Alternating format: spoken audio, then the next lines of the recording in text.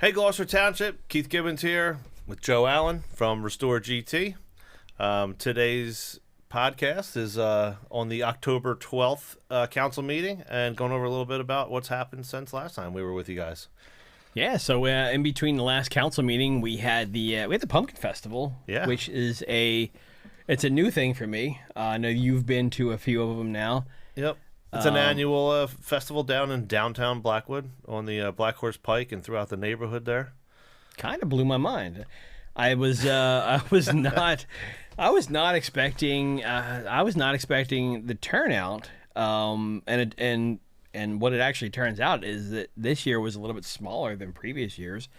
I guess the last 2 years were canceled pretty much, but I think it was a little bit smaller because of the weather. There was a rain date that had to happen, so that could be why it was a little bit, smaller. But yeah, it's always a big to do, big thing out there. It's really cool, cool festival. I knew that it kind of centered around the library area in downtown Blackwood, and my thought of the Pumpkin Festival was a couple tents in the library parking lot, and a couple pumpkins. That was like the farmers market, just called the Pumpkin Festival. I knew, I knew you said you had a little stand there, and you were meeting some people for the school board, and I thought it was gonna be like you and a couple other people, and turns out like 100 people. There was thousands of people, streets after a couple of streets full of people. The Black Horse Pike's closed down. People have to be bussed in you can't even park there, right? That was the thing too. I'm like, we're just gonna cruise up, and my wife was like, no, you have to get bussed in. I'm like, that's excessive. I don't know about that. And we wound up we wound up parking at Highland and taking the bus over, and then we walked back from the Pumpkin Festival to Highland High School. Oh, wow. Okay. Which I underestimated the distance too, or even how to get back to Highland from there. So yeah, I've never walked that area before. Yeah, it's there's all kinds of crafts and things for kids to do, and yeah, it's a pretty cool thing. I was very impressed, and this podcast, I hate for this to wind up being a negative on Gloucester Township because it's not meant to be, but this was which I thought was really good. We really needed to talk about this. When I was there, I thought I really need to mention how enjoyable that I found this to be, and frankly, I'm looking forward to the beer and music festival or beer and food festival coming up a couple weeks, 2 weeks or so. But yeah, it's another one that's a really cool thing that the town does. We have all kinds of things that's done with movie nights throughout the summers, and there is a lot of cool things that happen in here. And you're right, Joe. We do need to bring those up more often. And we focus on some of the bad stuff because the good stuff is marketed really well. I guess it's expected. You expect some of those good things to be happening, and then the things that really grind your gears or what actually bring people out. It's kind of like like Yelp. When you have a really good experience, you might not even think about leaving a review, but then if you have a bad experience, you can't wait to tell somebody and you're more pissed off. And I think that's what you're saying here. That is kind of how Yelp is. It's really either it's like, oh my god, this blew my mind, I've definitely got to tell people about this, or this was horrible. But when you go there and you're like, definitely coming back here again, those are the ones you don't really post about. But that festival was, I'm definitely doing this again. Yeah. And in fact, I'm looking forward to the next one. So, cool.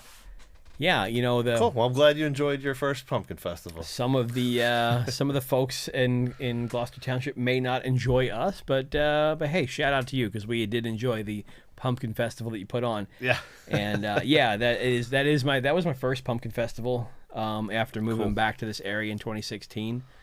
So pleasantly surprised about that. I really enjoyed it. Hopefully you enjoy the food truck and beer festival just as much.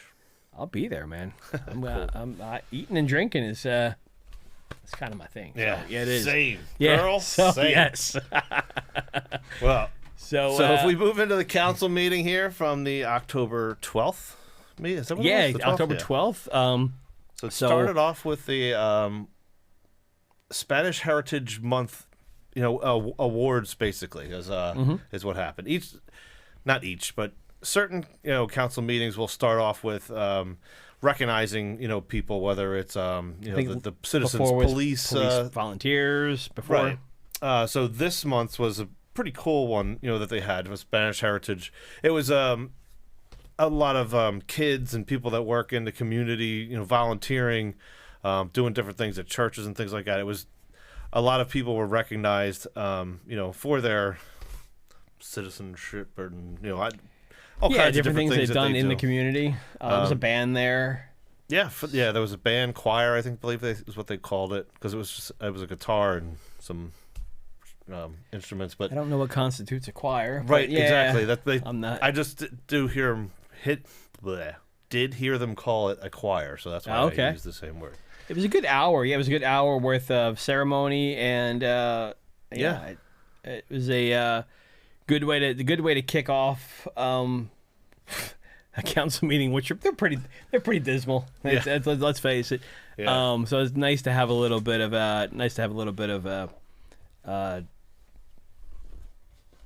goodness, flavor. I guess. Yeah, nice little flavor goodness before the actual council meeting starts, and then everything goes downhill from there. So, well, yeah.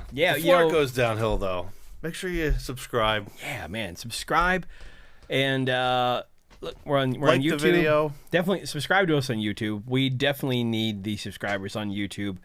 It helps us do different things with the channel that low subscriber counts can't do. Yeah. Follow us on Facebook, Restore Gloucester Township. I'm sure you're familiar with that. RestoreGT.com is where you'll find all the videos and all the archives.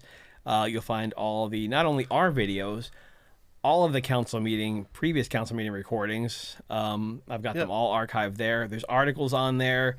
There is, you can learn a lot about Gloucester Township on our page. If you want to know about previous budgets, if you want to know how to register to vote, where to vote, I've got links to every one of those things on there. And if if there's something not on there that you find it's important, shoot me a message and I'll add it on there too. Because this whole thing we're doing here is about just kind of educating people, informing you, building a community. So first, after the invocation, is that what they call it? Whatever it was, the awards ceremony, we'll call it. We got into the council meeting. We got into regular old council meetings. Not a lot of topics on the agenda. There was a lot of abatements that happened. They did a lot of abatements. There was a list. Whole row of places. Black Clementon Road. They ain't paying taxes for a while there now. It's free. It's a big list of them. They all got together and they ain't paying taxes for a while. So, there was a lot of those. Some people ask questions. I guess they kind of group them all together, and then they all apply. They all apply for their abatements based on, I guess, what they've done to their properties. Yeah. They're, Paul Krug made a comment. He goes, "Was there a class held or something about how to apply for a tax abatement on Black Oak Clementon Road or something?" Everybody applied all at the same time. It was pretty comical. It was, always Paul Krug, always good with the comments and the questions. Yeah. But there was a little bit of a continuation of something that happened last week. I think we called it the bombshell that that had a council member resigning at the end of a council meeting. Yeah, so to give you a summary of what went down, someone informed us that Councilwoman Trotto had moved out of the township. She sold her house in Glendora. I have no idea how they found this out, but they said she sold her house in Glendora, and she was deeded her parents' house after her father passed away in April. So she was deeded her parents' house in May, and then in July sold her house, and for all we know, moved into her parents' house in Washington Township at some point. Whether or not it was May or July, or even September. We don't know. But Sam Sweet sent an email in last meeting on September 26th and said, we know she moved. We know she sold her house. Where did she go? Is she still in Gloucester Township? Because it's kind of a big deal. She is sitting on council representing the people of Gloucester Township. And if she no longer lives here, that's kind of a violation. So yeah, that was Sam Sweet sent an email in because he could not make the meeting to go and ask it in person. And we kind of wonder if things would have been different had he been in the meeting and asked the question. If he didn't ask it, would the resignation have happened then or later on? Because at the end of the September 26th meeting, after they read Sam's email, there was a resignation at the end of that meeting. And they claim that she didn't resign because Sam called her out on it. She had already planned on resigning. So there was some controversy around that. And so we had one of our regulars, Ray Polidoro, a regular, attendee of the council meetings. Hardly ever misses a meeting. Yeah, he got up there and had a line of questioning that basically just kind of drilling him about what's going on with this. Where's the, was it dated? A lot of questions that he had. So, if we can get into, watching some of the clips here, Joe, we can. So let's get into here. Clip with the Ray Polidoro getting up there. Let's see what we got in this clip. I have a few questions. That's Ray Polidoro. I was not at the last meeting. I saw, watch what was going on with regard to the GTE Gov questions. At that point, I guess it's pretty clear that Councilwoman Trotto had moved out of her house on July 25th. I guess that question was addressed with the GTE Gov sent in by Sam Sweet. Amongst the questions that he asked was Councilwoman Trotto's address. That was not something that you answered to him. I figured with 2 weeks since that question had gone in, you would have some type of answer regarding her resident status at this point for that interim that you made reference to. She was residing, she sold her home and was residing with her sister here in Gloucester Township. Okay. The home that she purchased was not ready yet. So she purchased a home. So it said that that she purchased a home that was not ready. So we don't know if she actually did purchase a home because the story that I don't even know where we hear this stuff. I don't know. Yeah, some people dug in through it. We get messages from people that follow us, and they said that she was deeded a house from her parents in May. So she didn't purchase a home. No, it could be that there's something where she had to redo the whole house because it was decorated like 1970, and she didn't like that. Who knows? I don't know what the story is. That's a very good possibility. Yeah, but it was said that she purchased a home, and that could just be semantics, or I don't know what you'd say. With that, a slip of saying purchase versus the house that she's moving into, or not get into the details of it, and just using the word purchase as a conversation. So my thought is if I acquired a new house in May, and then I sold my house in July. It's sometime between May and July, I forward my mail to my new place, and then I legally become a resident of the new place. Mm-hmm. That's my thought. I mean, that's right. that's my thought. So then, if I'm a council member, I'm legally can't be a council member from the time that my house is sold in Gloucester Township, and I no longer live in Gloucester Township. Right. So, just a thought on that part. I wanted to stop it right there and kind of go into that part there. But let's continue. Okay. With resident requirement being a part of the criteria that council must meet, when she did furnish a letter of resignation to you, you stated just before the meeting? That's correct. Was that letter resignation dated? Yes, there was a date on it. It had a date on it? Yes. And what was the date? The date of the last meeting. Okay. See, that's basically just the date of the last meeting was the date September that's on 26th. the letter. But I think the question maybe was asked, or could have been asked differently, to say, like, was anyone else aware of this before that? Because the date being on the letter can be written at any point in time. And it was, I think that the digging that he was doing, I don't know. Go ahead. Yeah, that's the rest. You don't understand what I'm saying. The date can be written on a piece of paper at any time and say, here's the date of what this was. Well, yeah, you kind of get into, was it electronically sent? Was it sent after Sam's email got in and said, hey, we know she doesn't live here anymore. Right. So, I mean, if we wanted to dig into technology here, we could ask for, hey, we know what time Sam sent his email in.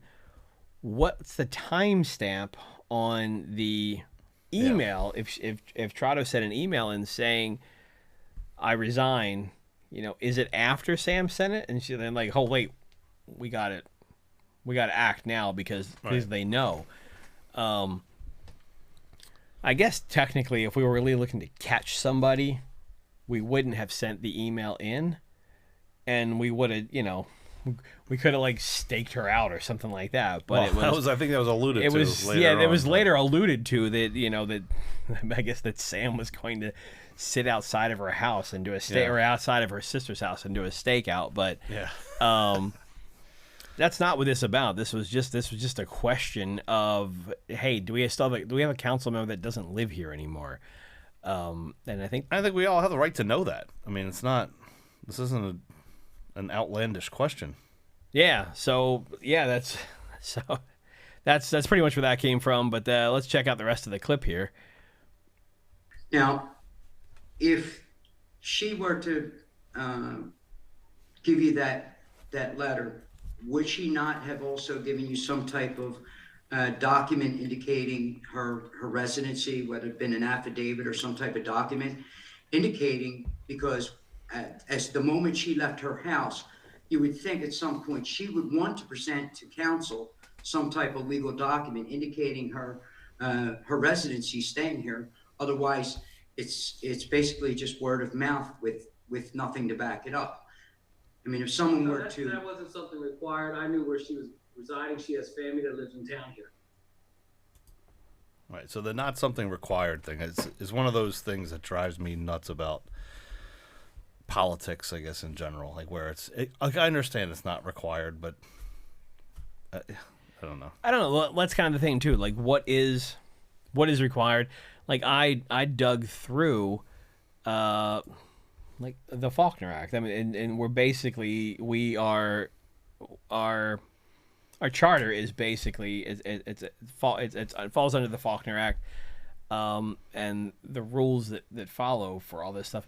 Right. And the requirements, I mean, it's a little vague, but there are a set of rules in place. Right. And if we don't follow those rules, then, I mean, I guess it kind of gets into, do we have a legal team? We don't. We're just a couple people here that are kind of looking out for transparency here. So when it comes down to when they don't follow the rules, what leg do we have to stand on here? So that's, I don't know. It's a tough thing, but it's brought up here. So let's continue. Do you know for a fact that was not required? I'm not, Mr. Carlmer.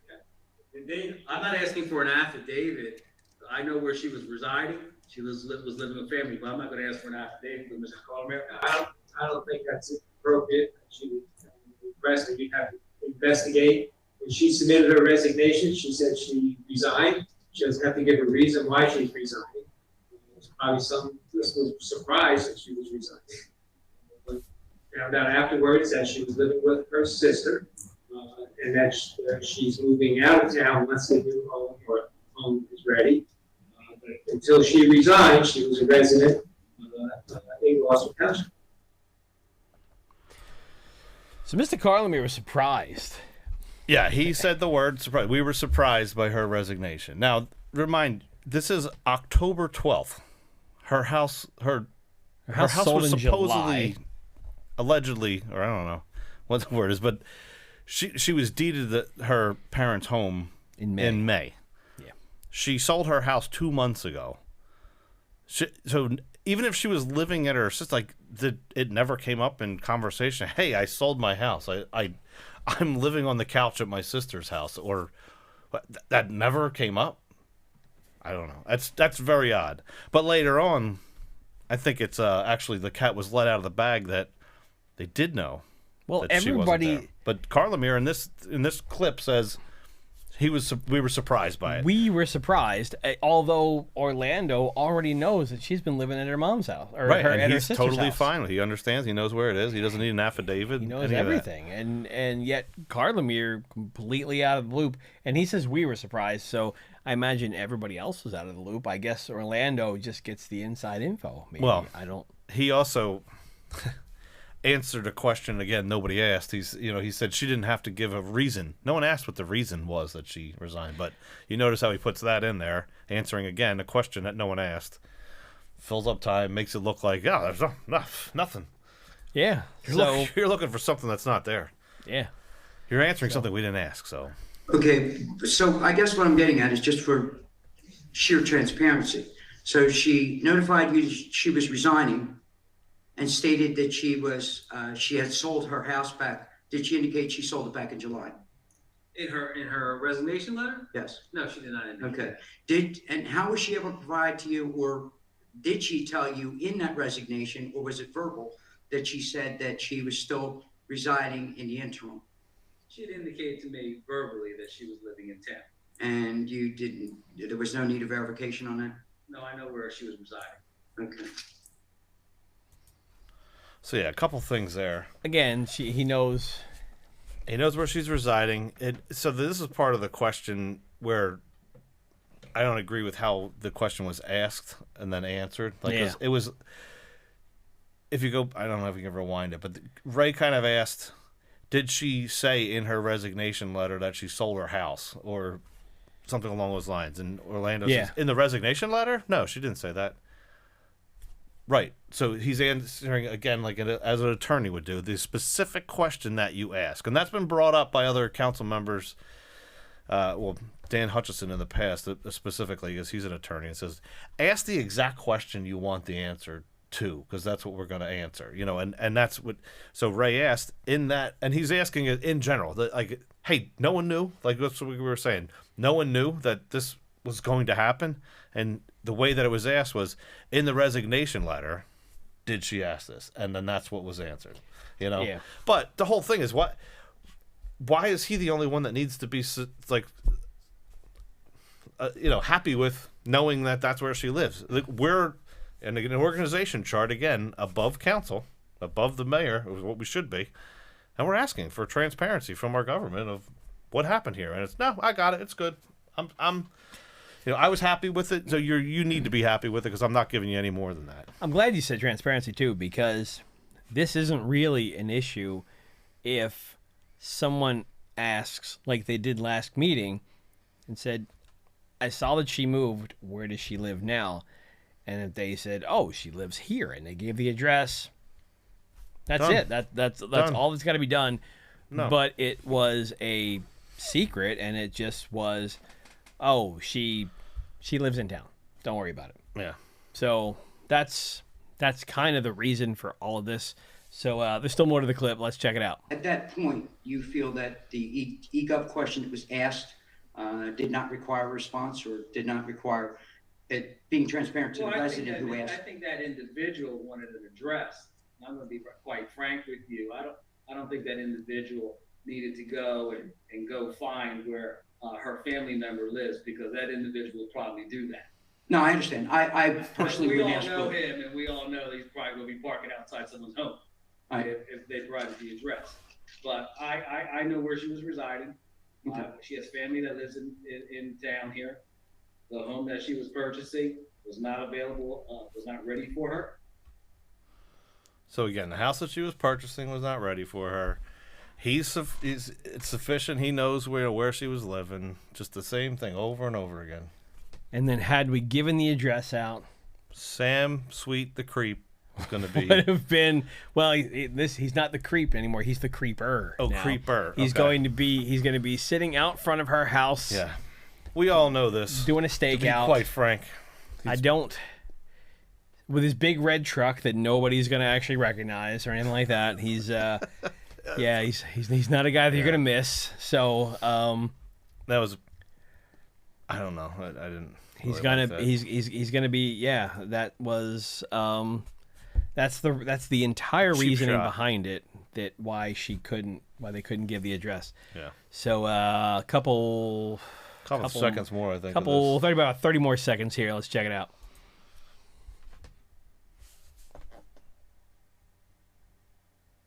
Credit for it, I was not prompted by that.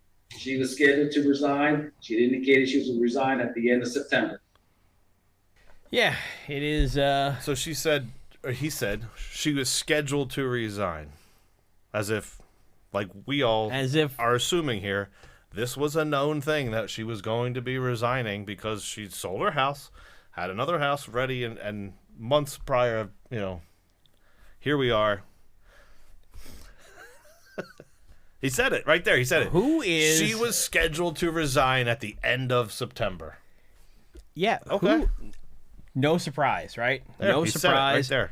Carlamere surprise. Yeah. Maybe I don't know. I don't know if he was on vacation or him and all the rest of the we were surprised people. I don't know. They missed it, I guess, at that point. But Yeah. I want to reiterate, the letter of resignation is that should be public information is operable, Oh, absolutely. and you're 100% certain that was dated.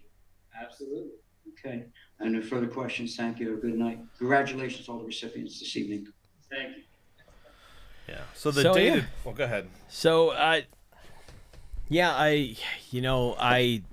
last night I wrote quite a bit of an article on restoredgt.com, and with all the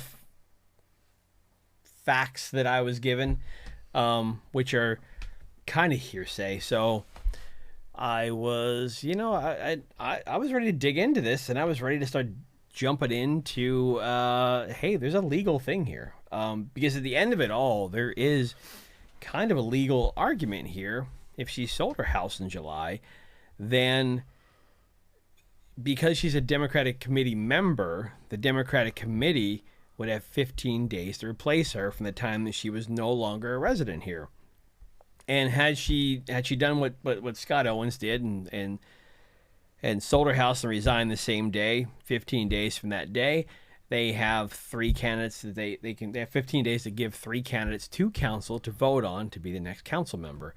So the argument here is, all right, it's October. She resigned in September. She should have resigned in July. That 15 days has passed.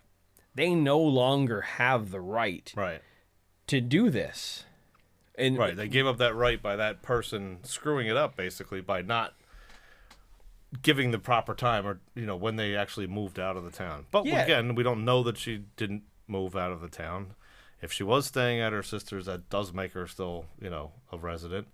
But it is kind of ridiculous from a time of May-ish, if that's the case, till October. Yeah. Even if it was July when, her house did sell. Houses do sell quickly, but it wasn't like it was. Well, I shouldn't say that because I don't know that, but it's not like you had your house up for an hour and it sold and boom, oh, yep, here it is. We closed that same day. Like, there's time passed. If you understand the process of making a purchase of a property, as quick as you want it to be, it's not always quick. There was time even before the settlement date, is basically what I'm saying. So it's even more time from July 25th or whatever it is till September 26th when the resignation letter came out. Something could have been said. Yeah, so you can make a legal argument here that that the committee no longer has the right to pick someone. And in that case, it would lead to a special election where the voters would come out, go to the ballots, and vote to replace that member. Yeah. And it's kind of a complicated process. I pressed on a lot of people to dig into this, and really what it comes down to is it's tough to find attorneys in this area. Who's challenging it? They That's the just thing. want to give their services for free. So filing an injunction and like that it's not something I think you or I are familiar with, or anybody that's affiliated with us is familiar with. So, it's yeah. I mean, the opposition party didn't see a need to do anything legally about it. So, I guess why should we even care? I mean, if you think about it, though, it would be strategically probably a wise thing for them to force the Republicans into a special election to waste money on a special election scenario there. Yeah, but they didn't do that. They just did what, because who's gonna challenge them? That's basically what it is. Who's challenging? We'll do whatever the hell we want. That's basically what I see. There's nobody. Look, you and I have regular jobs, and everybody else that's been involved with Restore GT, we're all just regular people with regular jobs. We don't have money to pay for attorneys, and we don't have any attorneys on staff. So it's going to happen like it is. They've already interviewed the 3 people. They've already interviewed, I don't know how many people, I but don't know how many people either. They've already interviewed the folks and have passed those folks on to council. So your next council meeting will be when one person out of those 3 will be picked. Right. So, I guess it really comes down to if it wasn't truthful, what we just talked about in there, and that she did in fact leave the township in July or before July, then this person that they're putting up there basically got up there through fraud. Yeah, and the taxpayers were defrauded. It burns me, but well, folks, what are you gonna do? There's nothing we can do about it. So we're gonna have you sit here and have this podcast. Just make sure you guys subscribe, like the channel. Yeah, subscribe, because if this is what we're doing, trying to spread the word. If anything comes up in the future and we find out any more detail, we will at the very least we'll have more content to talk about here. Yep. So when you subscribe, you hit the notification buttons on there, and when we do post something, you'll know about it. Yeah. So man, we spent a lot of time on that. The next thing next thing that came up was during the public portion, Mr. Paul Krug, who has always asked a lot of great questions, very budget-focused questions, asked the council, have they talked to the administration all about the next coming budget, and kind of in the tone of, are we being responsible? Right. Now, we are going to be responsible because next year, it's an election year. It's an election year, so we're not going to know raise the taxes. cycle. And for those of you at home that don't know the cycle, when there's not an election, what happens, Joe?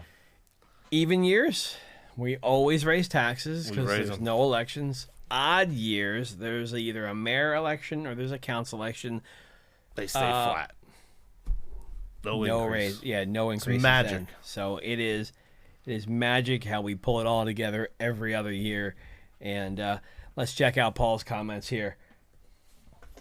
But I was mostly interested to hear how council has continued to diligently work with the administration in order to ensure that we at least pause, but hopefully reverse the increases in the municipal budget. Dead silence. Well, I didn't know there was a question in there. That was a statement. Was that? Yeah. So we I think I'm gonna. This is a little off topic here, but I was talking earlier, and I think I'm gonna start making a montage of ignorant clips. It's insane. Is that comment? That's really dead silence, because no one ever says anything up there. But I'm sorry. Was there a question there? Yes, he actually was asking you, how are we making it? How are we doing? I mean, it might not have been closed with a question mark on the end of the sentence there, but he was trying to have a dialogue with his government, like what, and asking them like, "Hey, how are we doing?" Nope. when I was looking at this clip earlier, I thought, it made me think about sometimes you get on conference calls and you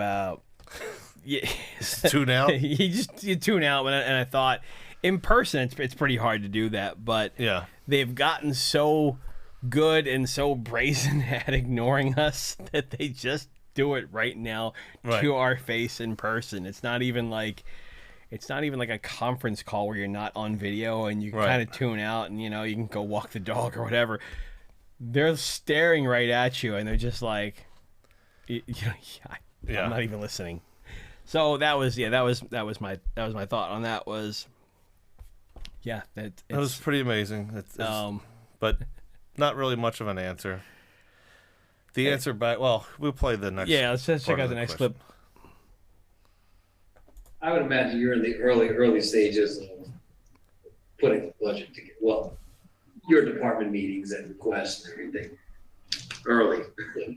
We are in the initial stages, and we're basically monitoring the existing budget. We cut back on ordered everybody to cut back on expenses. That was done about a month ago. Freeze all expenses. And some things that we've done internally.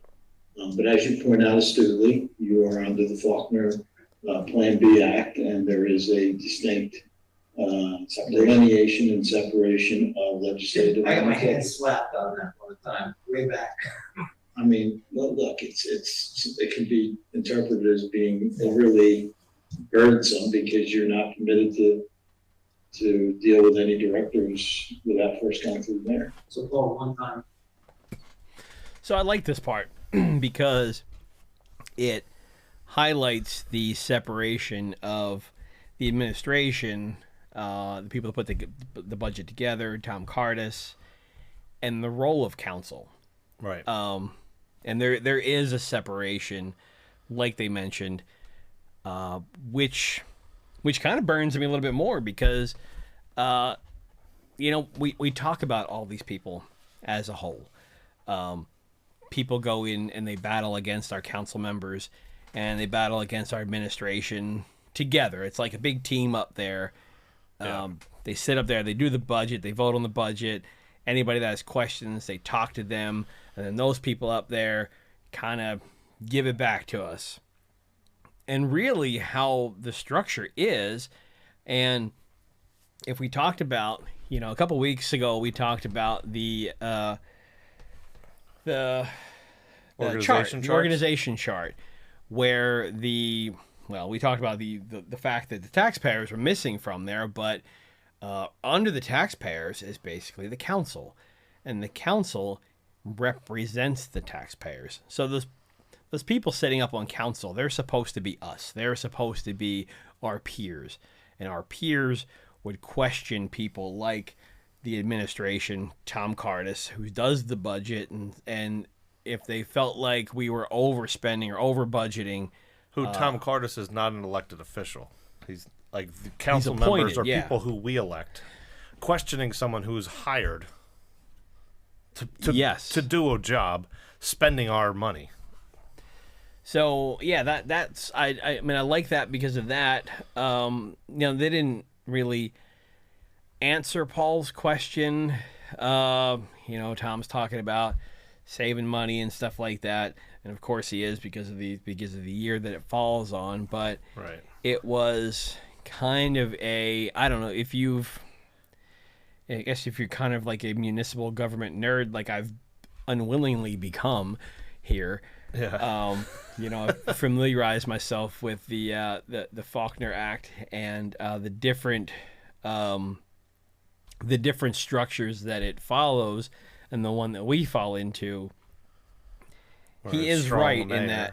He's right in that fact that we have council and then we have the administration, and even though it looks like they're together in Gloucester Township, which they very much are, they technically should be separate entities, and they should be almost opposing each other. Right. And as you heard the one councilman say, I got my hand slapped for that before, basically questioning or going directly to a director, department head or something. And that was what was said in there is, the department, it's kind of frustrating that you can't go to a department head without going through the mayor.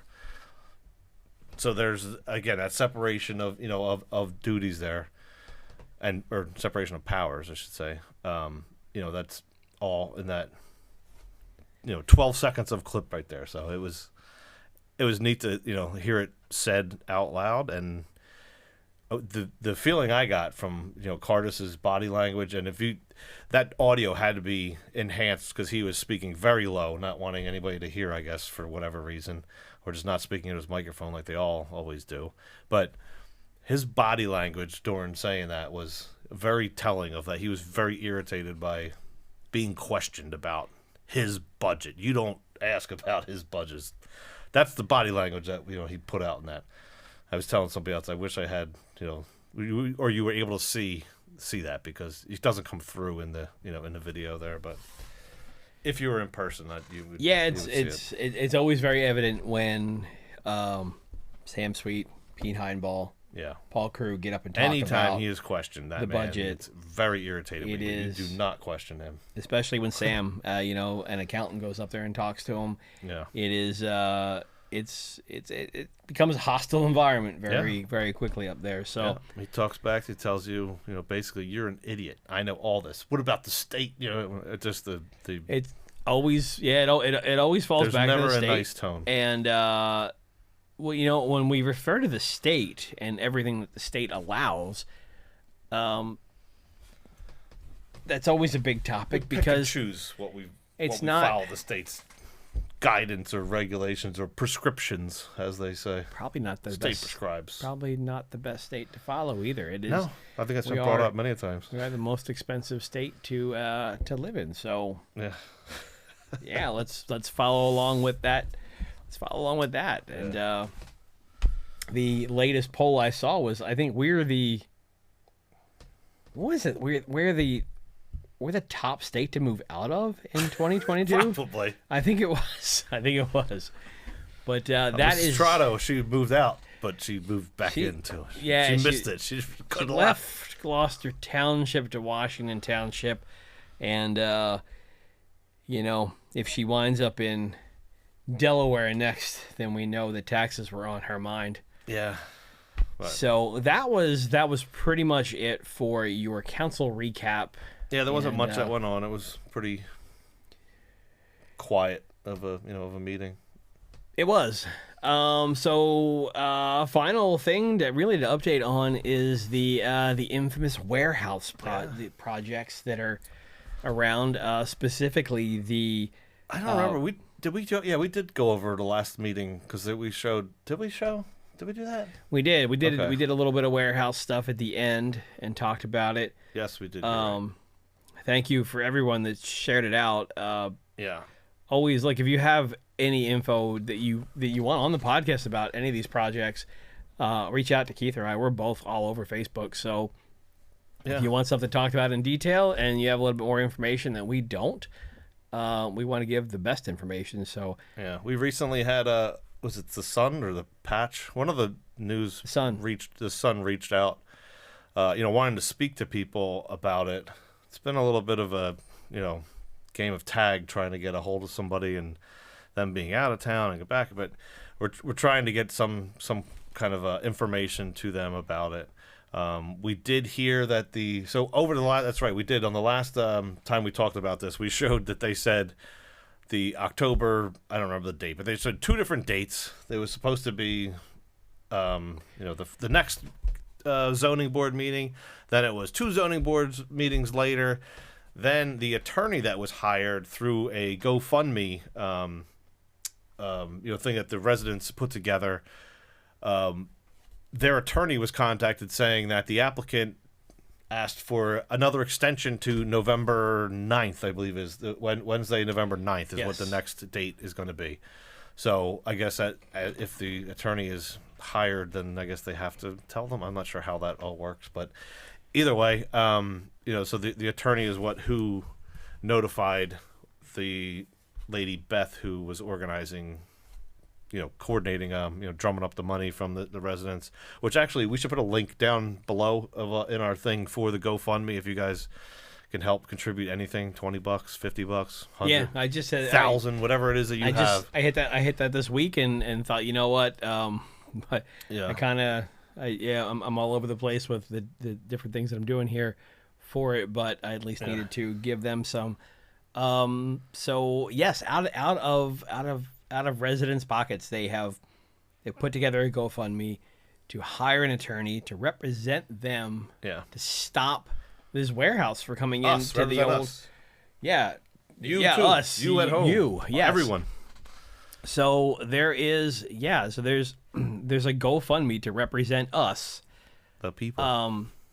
So man, by all means, and look, it wasn't one of those GoFundMes where they put it out there and they were like, "Hey, we got $100,000 right away." Yeah, no. It's been a hard long work. process of little donations that have equaled more and more. Yeah. And I don't think that they hit the goal that they were trying to get to secure the attorney, but somehow they managed to secure the attorney. So, Right. Yeah. man, donate if this means anything to I you. know there's the donations been done offline as well, but either way, if you can donate it, we're going off on a thing here, but it's definitely something that people are putting in a lot of work, not just the donations part. People are out knocking on doors, re-knocking on doors to let them know, hey, it was moved again. So there's a lot of work that's being done. If there's any pitching in that you're able to do, please do it.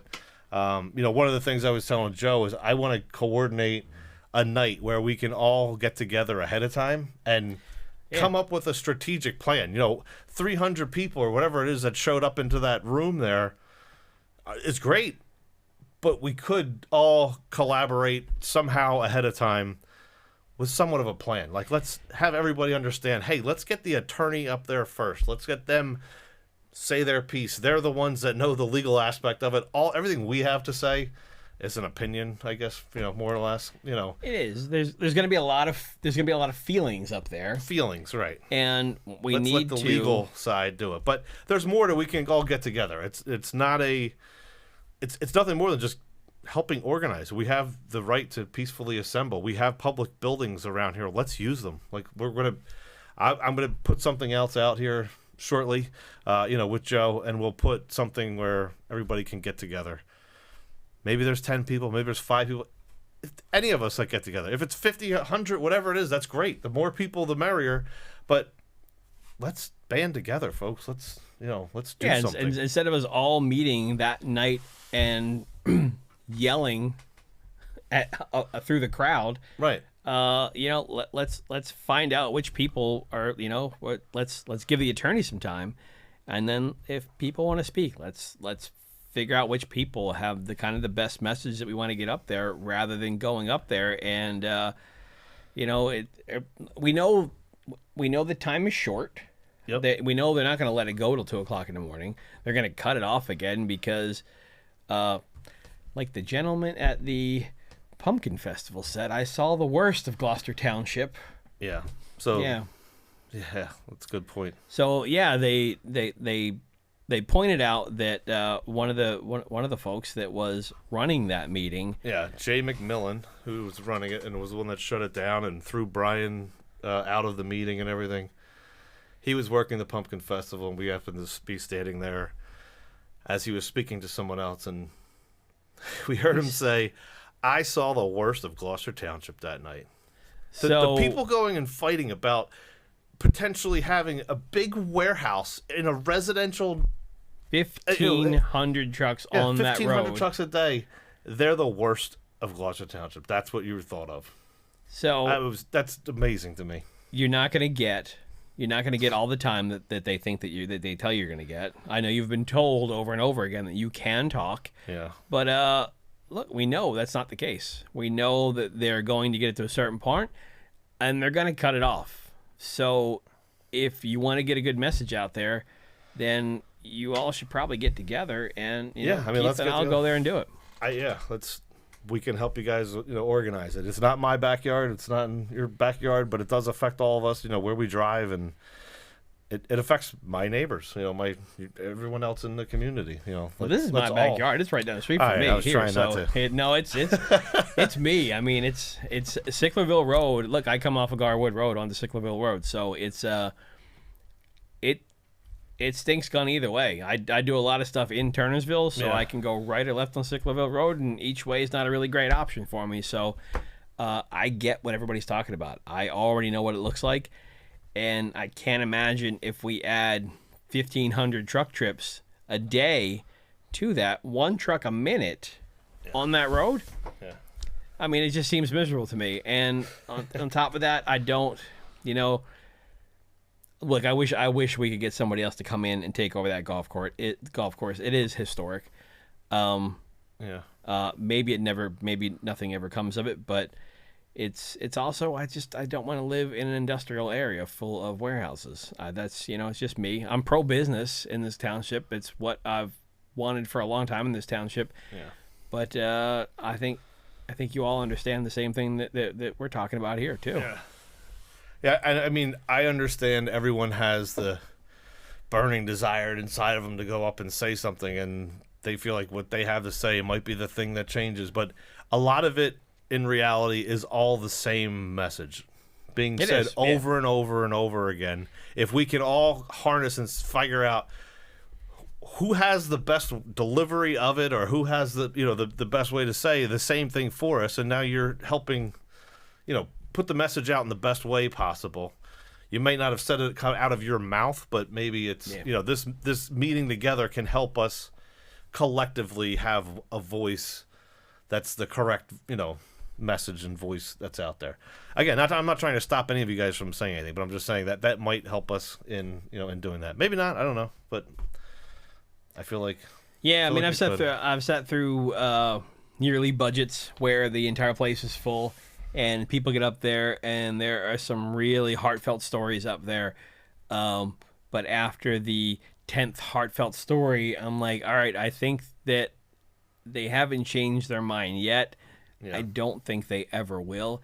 And it kind of comes down to the same thing. They're not, if you're all saying the same thing, they're not going to change their mind. But you do need to show up. I mean, if 3 people show up, they're not gonna care about this. Look, if we fill the place and Keith and I have to stand in the parking lot and not do anything, that's great. Yeah. That's fantastic. We can't fit people in the place. That's exactly what we're looking for. Yeah. So, hopefully, on our schedule here. As anything else comes up, we will talk about it. But for now, please share it out. There's thousands of people on Facebook and everywhere else that could check this out, and maybe they learn a tiny piece of what these 2 buffoons are talking about here. So that's it. Maybe I don't know. Maybe you can relate to us. Subscribe on YouTube. We'll get a date out for the upcoming meeting, and subscribe, like you said. Subscribe on YouTube. As always, every council meeting, there is another one, not this coming Monday, but the one after. Go to the council meeting. We will be there. Afterwards, a bunch of us hit Skeeters, and we kind of talk about what's going on there at the council meeting. Yeah. And we do planning for if anybody's, if anybody wants to talk or they have an issue and you're afraid to talk. Throw your topic to one of the people there, and they will go up and speak for you too. So, again, folks, RestoreGT.com, Restore Gloucester Township on Facebook. Hit us on YouTube.